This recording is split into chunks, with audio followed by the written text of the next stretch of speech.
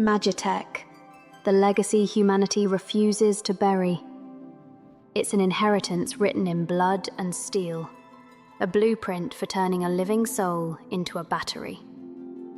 What started as a desperate experiment in the labs of Vector didn't end with the Empire. It evolved. It waited. From the screams of the first espers to the industrial liquefaction of humans in Niflheim, the name on the machine changes, but the fuel remains the same. In the end, there is only the machine, and the terrifying realization that we are all just spare parts. Final Fantasy VI is set in a world defined by the fallout of the War of the Magi, a cataclysm that occurred 1,000 years prior and dictated a grim direction for history. In this war, the gods created the Espers, humans converted into pure magical essence. They were tools, engineered to fight and serve as slaves to the gods. When the war finally ended, the gods sealed themselves away, forming the Warring Triad, a fragile equilibrium never meant to be disturbed. The surviving Espers, hunted and broken, fled into a private dimension just to endure.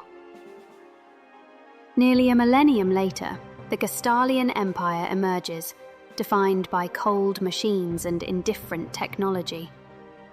Gestal's first campaign of conquest led him to the cave to the Sealed Gate, where the Empire violated the Esper world.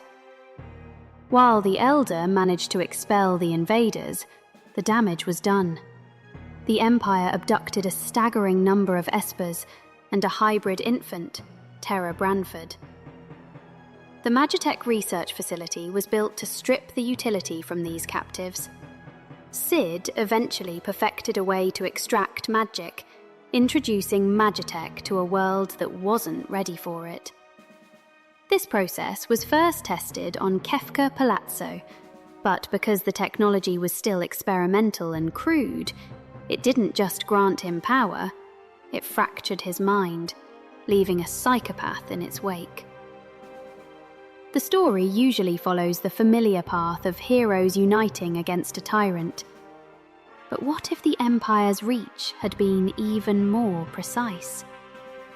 What if the Magitek process had been flawless, and Kefka had remained a sane, calculated officer, or had never existed to disrupt Gestal's cold ambition? Final Fantasy XV perhaps provides the answer to what happens next. It presents a modern world, but one already being slowly digested by Magitek. The world of Eos is divided among 3 continents: Lucis, Accordo, and Niflheim. To the northeast, Lucis clings to a crystal gifted by the gods to the Kalem dynasty, a fading relic of divine favour. Accordo, a cluster of southern islands, has already been swallowed by the Niflheim Empire, a Western power built on the back of relentless technological advancement. It is in Niflheim that the seed planted by the Gestalian Empire reaches its final, devastating form. What was once a desperate research project in FF6 has evolved into mass manufacturing. What were once troops have become a legion of thousands of soulless automatons. The parallel is deliberate and dark. Just as Gestal drained Espers to fuel his ambition, Niflheim uses something far more abundant: human souls.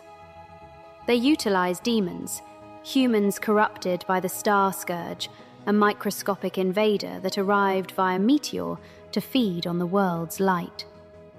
Niflheim's chief scientist, Vestal Basithia, discovered that by subjecting these infected beings to liquefaction and condensation, he could extract a volatile energy, Magitek plasma.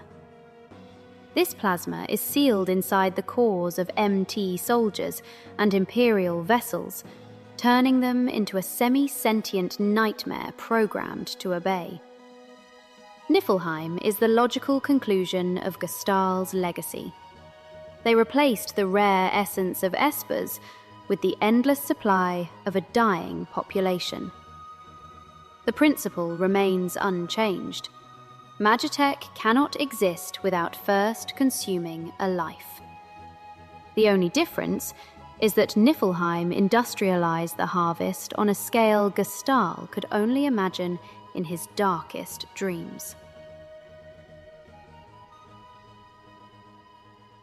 If the Niflheim Empire is the industrial evolution of Vector, then Ardyn Izunia is the narrative evolution of Kefka Palazzo. Off my chair, Jester. The king sits there. Kefka was the first human prototype for Magitek. The process of infusing him with the stolen essence of espers didn't just grant him power, it annihilated his conscience. It left him a hollow shell that can only process the suffering of others as a punchline. He doesn't see a world to rule, he only sees the joke. Ardyn represents a different kind of corruption. Once a healer of the Star Scourge, he absorbed the parasite to save the world, but the process corrupted him, and he was ultimately discarded by the very world he served. Look closely, and you'll see two men poisoned by the same source. Both serve as the Emperor's right hand, yet both view the Empire itself with total indifference. To them, the throne is not a goal. It is a disposable tool, a stage upon which to perform their final act of spite. What truly defines Ardyn as Kefka's successor is their shared success. They are among the few villains who actually win. Kefka broke the world, ruling over the smouldering ashes from his tower for a year of silence. Ardyn goes further, plunging Eos into 10 years of eternal night, transforming the world into a playground for the very horrors he once tried to cure. They are the architects of a permanent ruin. They don't just challenge the hero, they force the hero to fight within a reality of absolute defeat, where the world has already ended, and all that remains is to decide how to die. In both games, the heroes eventually manage to stop the machine. They strike down the God Emperor or the immortal Nihilist, and the sun, metaphorically or literally, finally rises. But what is left behind? You cannot undrain an esper. You cannot unliquefy a soul. When the Magitek era finally ends, it doesn't leave a world ready to heal. It leaves a graveyard that has forgotten how to function. The victory is a hollow one. The heroes don't restore the world to its former glory, they merely stop the bleeding. This is the final, bitter lesson of the Magitek evolution.